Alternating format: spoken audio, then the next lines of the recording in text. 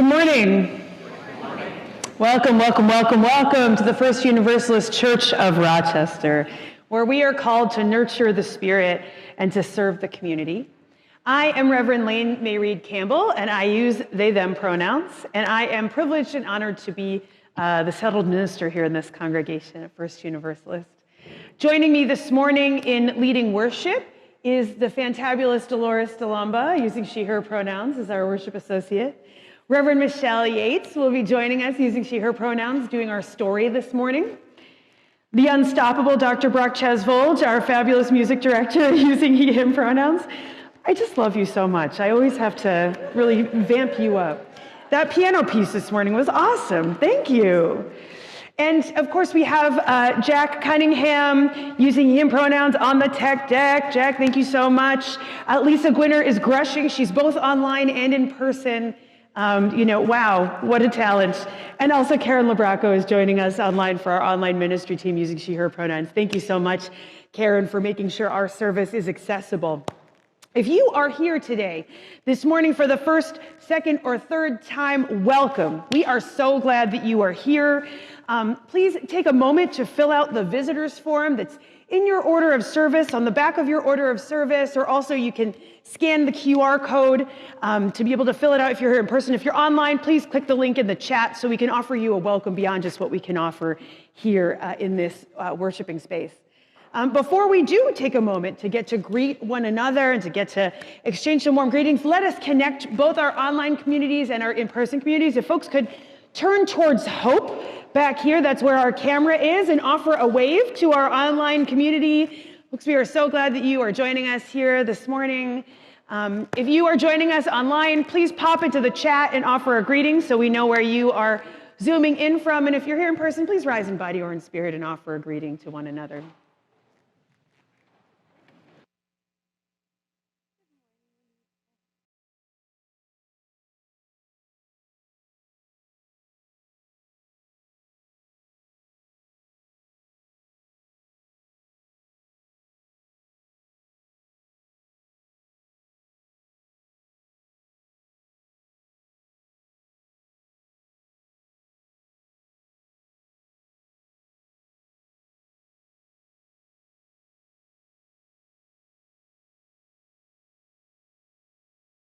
There was a story called Sister Cat, I Love My White Shoes, and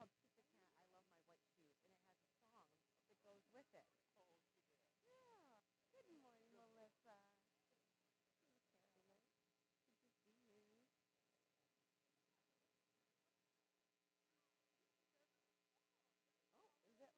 is that mine?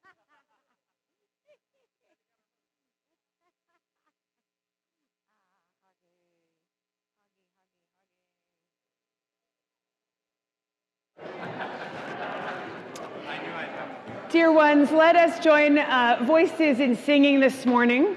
What a joy that we are going to have a 4-part round today. Yeah, did I hear a groan? I hope not. So please, rise in body or in spirit. We'll be singing hymn number 1003, Where Do We Come From? This hymn can be found in your teal hymnal. And thankfully this morning, our choir is going to lead us in our 4-part round. They will sing it once through in unison, so we can all sing all the different parts, and then they'll be leading different parts of the congregation. So this one's will be 1. You all will be 2. You'll be 3. And you'll be 4 over here in this section. If you're joining us online, just pick a part and sing along.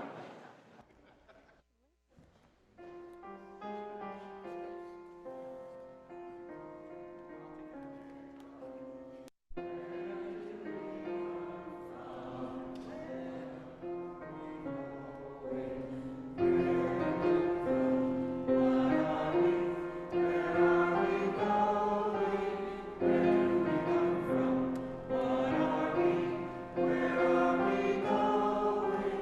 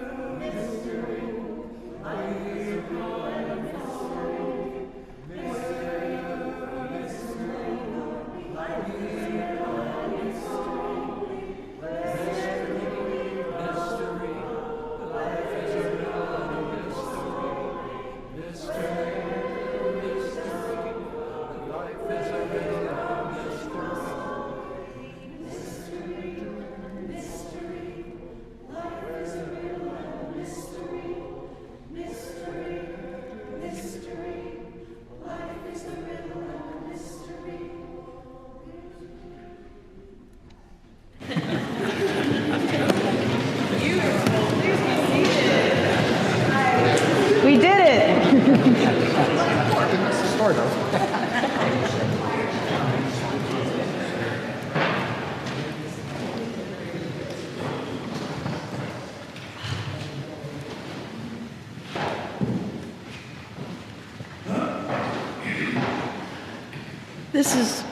These words are by Jeff May. Come, gather, not into a common space, sharing a physical closeness we long for, precluded by wise choice. But come, gather into this common time and a common space. We need to be together. We yearn for connection. We hunger for the familiar faces of friends, the sound of shared voices proclaiming who we are, where we are going, that which resonates with our hopes, our dreams, our values. Come, gather. We are here in this space of all spaces, and we share our becoming in this moment. Let us come and worship together. As Kelly Scott lights our chalice at First Universalist Church, and you light a chalice in your own homes, will you join me in saying our chalice words in unison? May we be a people of welcome, here to grow in heart and mind and spirit, and may we reach out to serve our community. Please rise in body or in spirit and join me in our affirmation of faith, followed by our sung offering. Love is the doctrine of this church. The quest for truth is its sacrament, and service is its prayer. To dwell together in peace, to seek knowledge in freedom, to serve humanity in fellowship, to the end that all souls shall grow into harmony with the source and meaning of life. Thus do we covenant with each other and with all.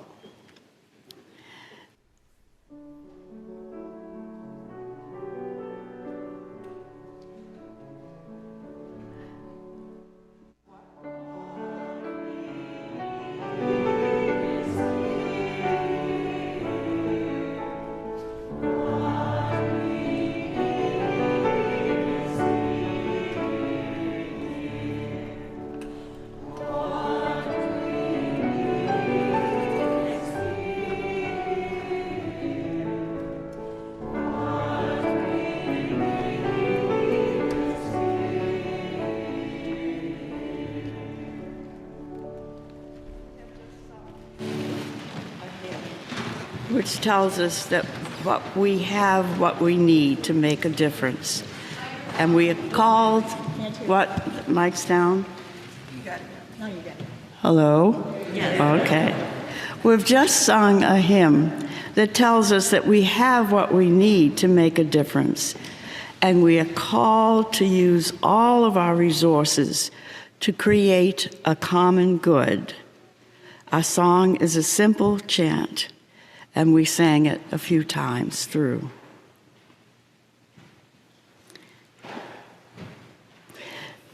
These are words of Rabindranath Tagore. I slept and dreamt that life was joy. I awoke and saw that life was service. I acted, and behold, service was joy. Everything we do in this church is made possible by the gifts of your time and resources. We give thanks for your service and generosity. Our offering goes to support the work of First Universalist Church. You are invited to drop an offering in the offering basket or to give online by scanning the QR code in your pew. For folks online, please click the link in the Zoom chat window to give to First Universalist Church.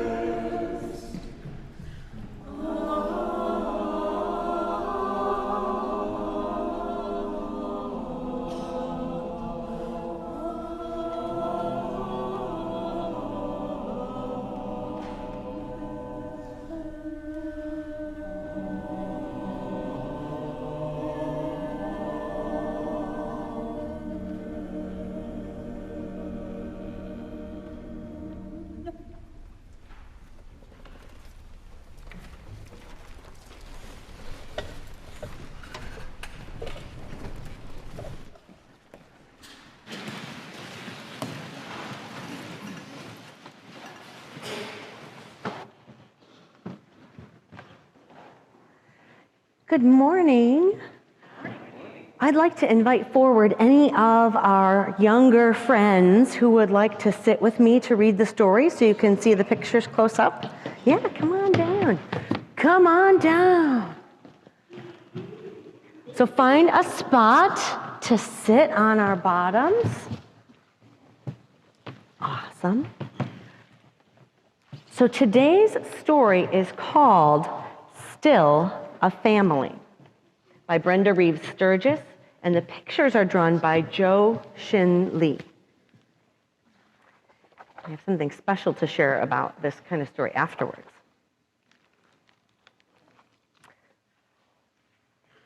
This says, Shelter for Women and Children. We live in the city shelter. My mom, my doll, and me. My dad lives in a different shelter down another street. But we are still a family. I sleep on a cot near my mom. Bunk beds border the walls in a large room. People snore Subways roar. Buses, cars, and taxis honk. I toss and turn and try to fall asleep. Sounds noisy. I miss my quiet room, my comfy bed, and my cozy quilt. I cuddle with my doll, Molly. Even though my dad isn't here to tuck me in, we are still a family. While the older kids are at school, I play. Cots make fun forts. Sometimes I don't want to come out from under the bed. I share my doll with the girl beside me. We take turns all afternoon. My new friend calls Molly Madeline. I think it's okay if my doll has two names. That's very nice of her to share. Some days we meet my dad at the park. We slide on slides. Hide and seek is our most favorite game of all. Sometimes we stop to pet puppies or sniff the flowers. We are together, and we are still a family. You got it. You're getting the chorus. I love you to the moon and back, Dad says. I love you to the moon and back 2 times, I reply. Dad blows us a kiss. We catch it in the air, quick. My mom, my doll, and me. We blow kisses back and forth until we are out of sight. And even though Dad goes one way and we go another, we are still a family. One day we fish a tattered tarp. Oh, look at this. Out of a trash can. And we make a lean-to. There's a little shelter because it's so rainy. Wow. So they don't have to be in the rain because they don't have a house. Exactly. Why don't they have a house anymore? It doesn't tell us why. There could be so many reasons. Trying to build one. Well, if you don't have any money to build one, no, that's not. My head gets wet, but I don't care. My mom finger combs my hair and then braids it. Dad hugs us both in that small, squished space. We are together, and we are still a family. My parents look for work every day, and they take turns taking care of me. We scrimp and save all our pennies. And even though my shoes are a little snug, I don't complain too much. Tight. Good question. They're too tight. Your shoes are a little tight. Like, she needs bigger shoes, but she's going to have to wait till they have money to buy them. We stand in long lines that snake around the corner. Waiting such a long time to eat is hard, but I try my best to smile. This says soup kitchen, so they're going there to eat dinner. Because they don't have any money. Exactly. Even though my belly grumbles, I share my food with my doll. She likes the beef stew best of all. So don't give them free food. That's what they're doing. They're giving them free food so that they can eat. Days and weeks and months go by. We celebrate the holidays. And even though we live in different shelters, we are still a family. On my birthday, Dad lights a candle on my chocolate cupcake. I make a wish. My mom says, make a wish, Mom says. I close my eyes tight. She's thinking about my room, like a room of her own, and a dog. For Christmas? Oh, maybe just to have one at all. Then I blow out the candle. I share my cupcake with my doll and smile. Because we are still a family. What? How do they get a cupcake when they don't have money? Well, maybe somebody knew it was her birthday and they wanted her to have some kind of a cake. Sage, you had a question. Why is it that in a different shelter? That's a great question. So that's what I wanted to tell you about. So in some cities, they have shelters separated by women and children, shelter for women and children, and then they have other shelters for men. Now, we have this here in Rochester, but also we have an organization called Family Promise. It used to be called Rain, and the families used to stay here. And that is so that this doesn't have to happen, so that families can stay together, so that while they're already struggling with getting a new job and getting a home and getting food, they don't also have to struggle with being apart from each other. So, and we're going to talk about different ways that we can maybe support Family Promise, those families that currently don't have a home. And my brother. And my cousin. And we'll see what we can do, us. I know kids often feel like, well, what can I do? The things that we can do as part of our church projects to support homeless families. Is it called church or church? I don't think it matters. Church, however you pronounce it. Awesome. The chalice is lit.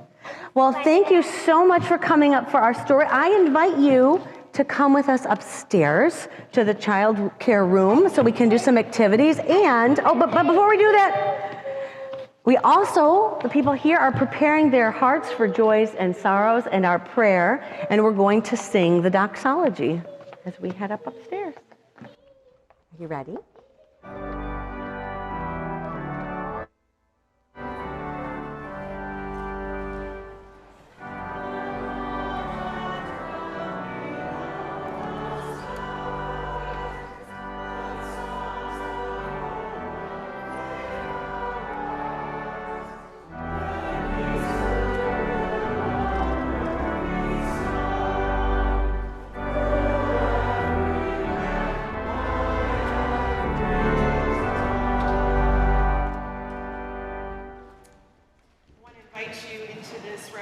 Time of sharing the joys and the sorrows of our gathered community.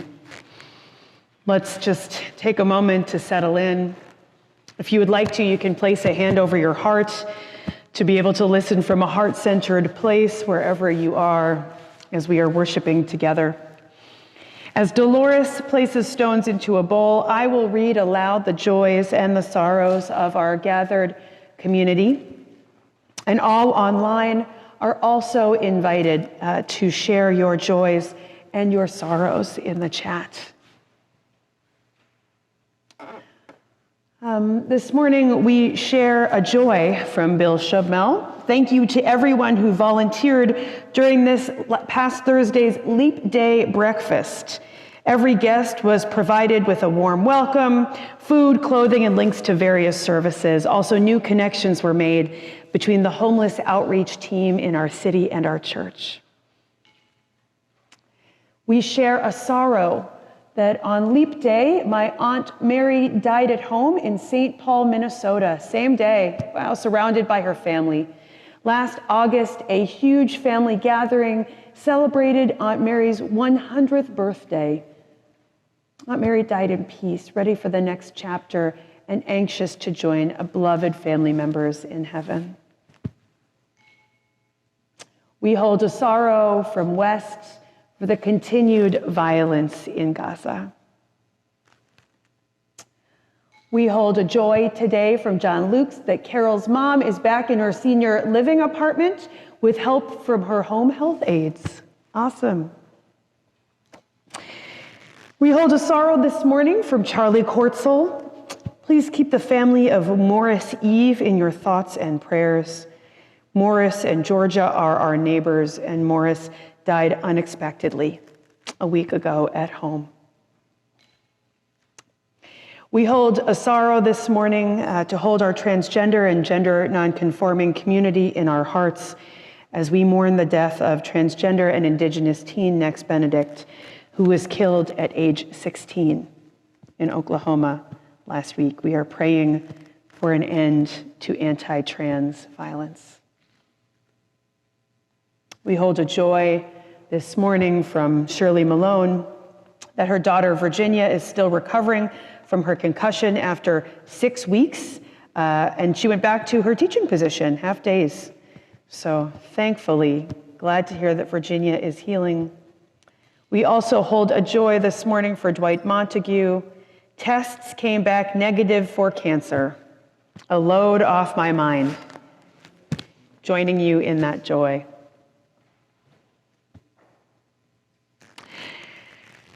We hold this morning that this is a church worshiping community that is meeting in a time of war. We acknowledge the wars and conflicts that are happening in Israel, Palestine, Ukraine, the Congo, and Sudan. We acknowledge that there are more conflicts and wars happening that we are not even aware of. As we grieve the losses of life, both on behalf of the military members who are of service to our country, the military members who serve in a time of war, and of course, the people, the civilians, the families, the men, the women, the children, the non-combatants who are dying our world over due to war. We earnestly pray this morning for these wars to cease. We light a white candle this morning to acknowledge the grief we feel in this time of war in this sanctuary.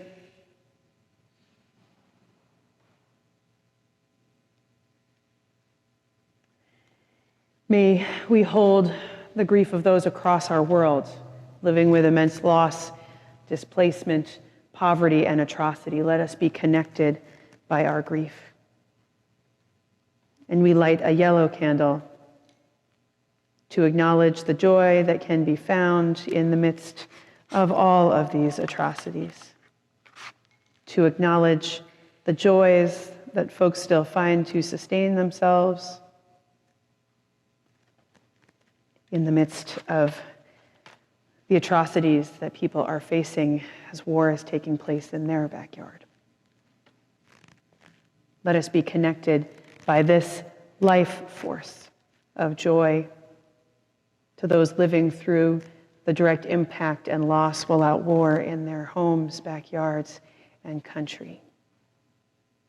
May we be connected both in our grief and our joy.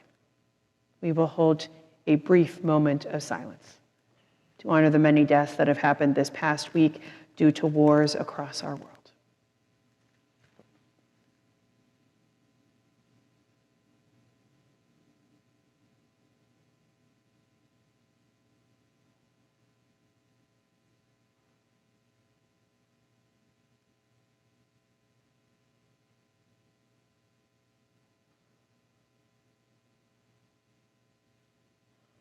Amen. And Dolores will drop one final stone into the bowl to represent all the joys and the sorrows left unspoken in the silent sanctuaries of our hearts.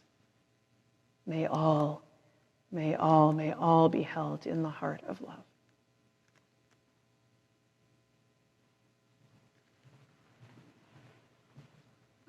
Dear ones, I want to invite you into a moment of prayer with me and meditation.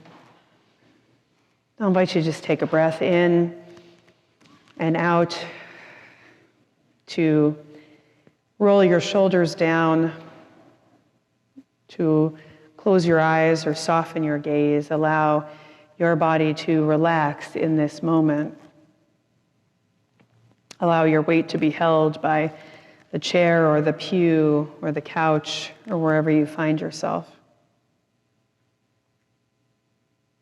Let us just take a moment to lay our burdens down this morning,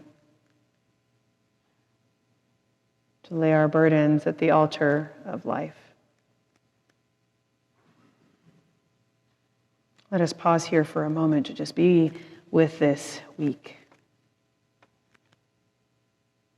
to hold the sorrows and the losses, the moments of feeling low, the times when we wished for the energy that just didn't come. Let us pause here and honor that for some of us, this has been a hard week, with moments of frustration and sadness, moments of wishing things were different, times when we would rather avoid whatever was calling to us. We honor this morning the burdens that we must lay down.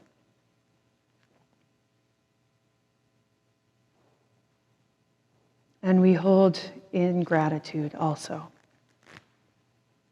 the moments when we ourselves experienced joy, the times when we connected with someone or held a celebration alongside those we love, the times when we were aware that we are being provided for by those we know and those we can never know, the moments we saw signs of spring emerge, the hope we found in resisting apathy and bearing witness to a world waking up.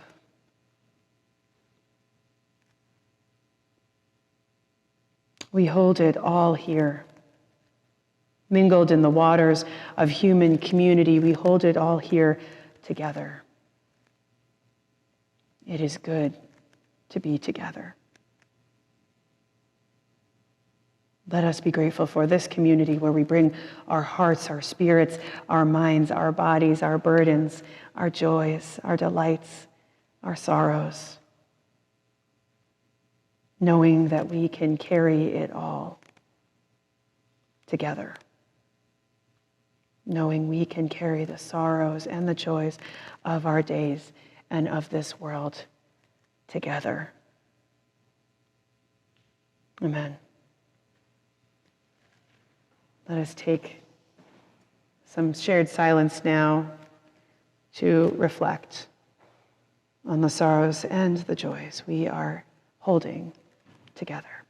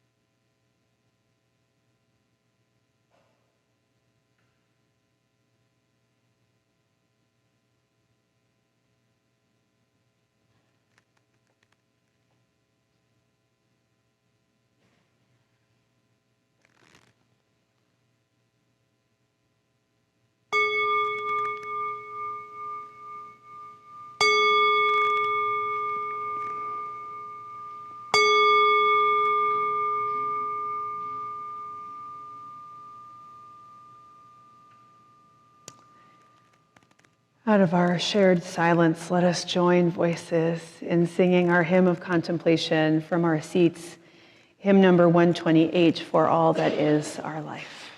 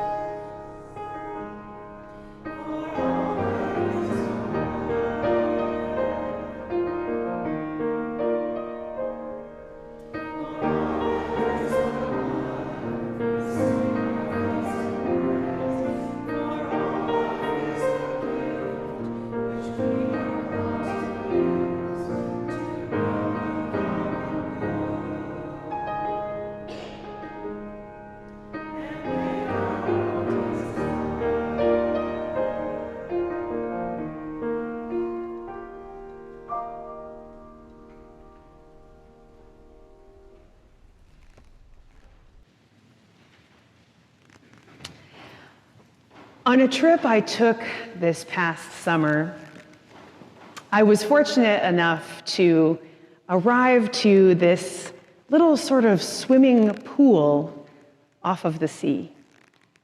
The sun was shining. Imagine with me if you can. The sun was shining. The water was cool and blue. It was early in the day, so it wasn't quite yet warmed. The water wasn't quite yet warmed by the sun, but it was absolutely, stunningly see-through.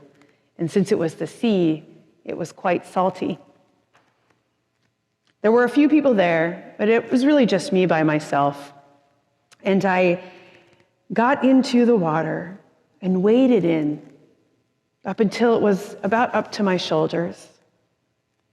And then I kicked up my feet and I tilted my head back and floated, looking up at the blue sky. I quite frankly cannot tell you how long I was doing this for, because I lost track of time. And it was one of those in-between moments where there was nowhere else to be, nothing else to do, just some time out of time to get to just be.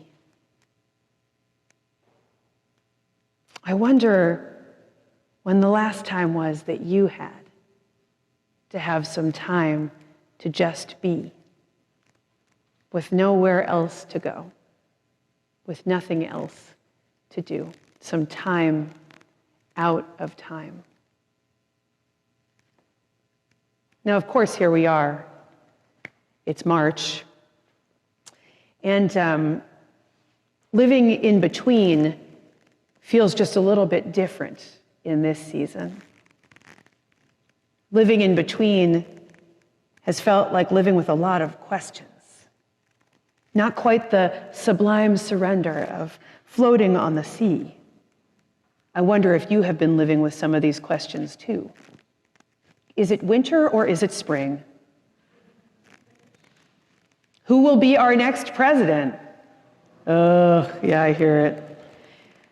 How long until our environment and our earth move completely beyond repair? What will the future look like for our children, for our grandchildren? How long does my sick loved one have to live? Is it too late for me to say something? Am I doing the right thing? Has anyone been sitting with any of these in-between questions lately? Yes? Yes? Whenever I hear an audible groan, I know we're relating to one another. There is quite a range to living in the in-between. And our theme for these next 2 months at First Universalist and our surrounding Unitarian Universalist sibling congregations is living in the in-between. So we will be taking some time to name what it feels in between to us, where we have found ourselves in between.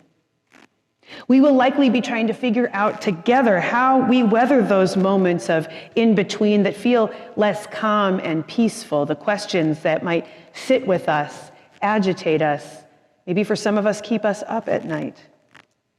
And we will be continuing a practice of appreciation and gratitude for the moments when being in between allows us that space to just be. Savoring the hope that is found when we have a moment of time out of time with nowhere to be and nothing to do but to just exist. Maybe even exploring how we can cultivate those experiences more. Living in between is a daily practice. It's about bigger life issues, but it's also a one day at a time sort of thing. I know that each one of us here faces things we are certain about each day. There are parts of our lives that have a clear beginning and end. Many of us live with a general time when our day begins and ends. We can count on the sun rising and falling each day, though it varies. And it sure has been a joy to see more of that sun in these last few weeks. Many of us have parts of our lives that we have come to rely upon. People in our lives we know will be there. Routines that hold our days, spiritual disciplines that carry us. We are reminded this morning in our story of what can carry us through in-between times. Knowing who our family is. Holding on to who we are when how we are together changes shape. We are still a family. And at the same time, we are always living in between something. Always holding the unexpected, times when things do not go according to plan or life does not follow our script. Each day brings an opportunity for waiting, for something to arise that brings us to an uncertain place, for a moment we did not anticipate, where we have some free time and not a thing we can do. There are times when the unexpected feels greater, when being in between takes over, or even times when living in the in-between is hard due to crisis or capacity or anxiety. This past week, First Universalist bore witness to people in this community, in Rochester, who are making a way in the in-between, like how Reverend Michelle's story describes. This church opened our doors on a very snowy, very cold morning this past Thursday to many service providers, to a few houseless folks, and to our community as a whole. And as we continue to discern what our mission will be in this downtown community, opening these doors to people for conversation, for the services that some need, for a way to be of service to our neighbors, however imperfect, however difficult, however inconvenient, this is a worthy effort. It is worth trying and trying again. What I learned this past Thursday is that those who are living in between housing deprivation and stable housing are likely going to stay where they are on a cold and snowy Thursday morning. A warm place should not be a luxury, but for some in our community, it is. Being in between is much harder and hits much more when folks do not have the stability of housing, shelter, food, and resources. Our ability to live with the in-between directly correlates to how basic needs are met or not met. What I learned this past week is that even when not as many folks show up as some of us would like, we still open our doors anyway. We allow ourselves to release expectations and live into something in between, the dream of what an event serving the homeless should look like, and the reality of what it actually looked like. And in this in-between, we offer gratitude for those who decide to show up. We offer gratitude that there are so many resources right now in our Rochester community to serve the housing deprived. I have to share with you all that there were, 50, 60 folks in here to provide services for our houseless population here at this church on Thursday. We offer gratitude for the relationships that can be formed here, and we continue to hope and dream for a world where less people have to live in between unstable housing or no housing, and housing as a human right. What an incredible thing this church is doing. And what an incredible thing we will continue to be a part of into the future. We meet people living in the in-between because of our love for our common humanity and our human community. With keeping love at the center, we are called to sit in the in-between rather than rushing to fix something to soothe our discomfort. We are called to bear witness and to hold that not all in-between situations require fixing, or even that we may not be the folks to be able to fix always. That love can invite us to be uncomfortable for a while. The truth is that we live life without easy solutions and resolutions. We live life in between having information and getting to make decisions. Living in the in-between requires the kind of attention and intention of loving discernment, lovingly bearing witness. It is hard. I often want everything to be tied up in a neat little bow. I want resolutions and certainty because it is a way to find safety. It is a way to know where I stand in a particular situation. But sometimes living betwixt and between is actually what calls us to grow spiritually. It is not from a place of certainty that we are challenged to release assumptions or to hold multiple truths. Living in between asks us to surrender our desire to fix and to find resolution. It asks us to release our holds on outcomes, to know that whatever the outcome, love holds it all. Love is with us in it all.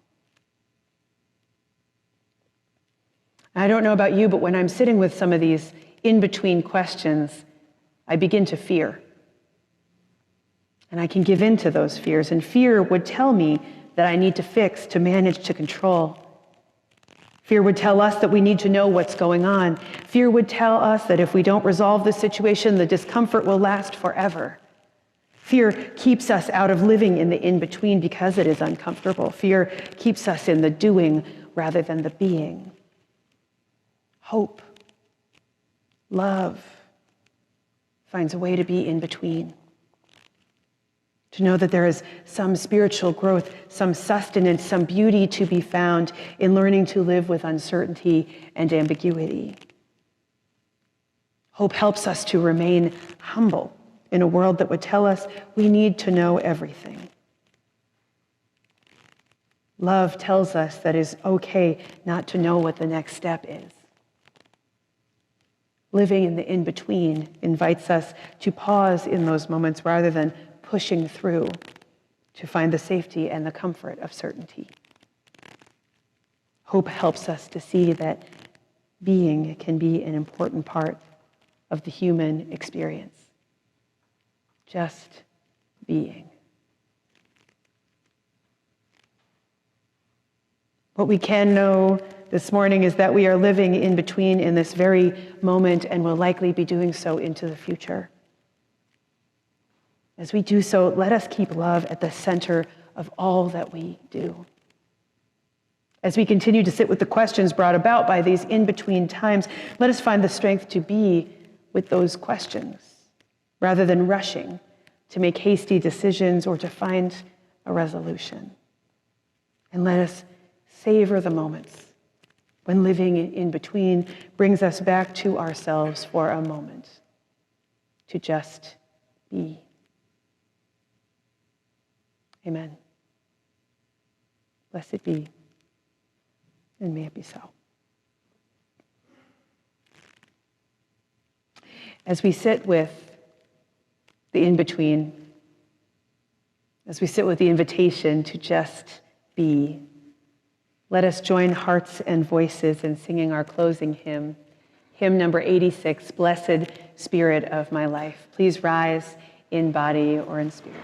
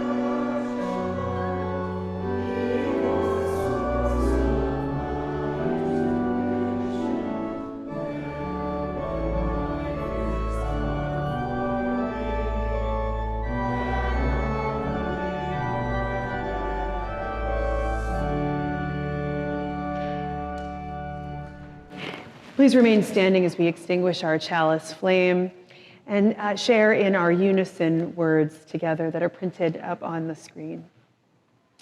We extinguish this flame, but we keep its light in our hearts with its message of love and justice, taking it outside these walls to the world we live in until we are together again. As we carry forth our message of love and compassion, we also will be hosting a fantastic Model Railroad Club event after church today. So please know coffee hour will just be a little bit brief. We'll be closing it down at 12:15. I want to invite you, in the spirit of this chalice extinguishing, to place a hand over your heart and to just take a moment to look around at who is here with you in this space. The faces that you know, the faces that you don't know, those who have been here and are returning. If you're online, please turn on your camera. We can see you here in this space. Know that you can also see one another. Dear ones, we are learning to live in between together. We are learning to live in the in-between together, and it is good to be together. May we be reminded this morning that love grows in this community, that love grows out of being in the in-between and bearing witness to one another's lives and stories, difficulties and joys. May you yourself this morning remember and know that you are loved.